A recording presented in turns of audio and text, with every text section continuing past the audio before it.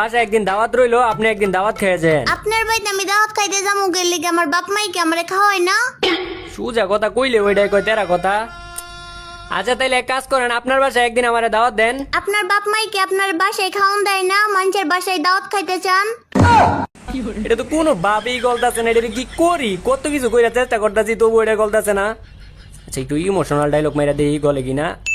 আচ্ছা আপনি কি একটা জিনিস জানেন, একটা জিনিস কি আপনি জানেন, একটা মানুষের পিছন যদি একটা কুত্তা যদি প্রতিদিন ঘুরে তাহলে ওই কুত্তার প্রতি একটা মানুষের মায়া আয়া পড়ে।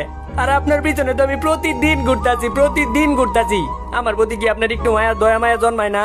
আরে কুত্তাই বেশি বাড়াবাড়ি করলে মানুষই কিন্তু লাড়ি দিয়ে মারে।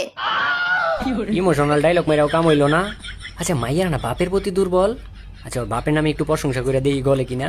আসলে আমি কিন্তু আপনাকে এলাকাটা চিনি, ওই দিন আপনাকে এলাকা দিয়ে আইতে লইছিলাম বাইক নিয়ে, তারপর দেখলাম আপনি আর আপনার বাপে, আর আপনার বাপের কি সুন্দর ব্যবহার,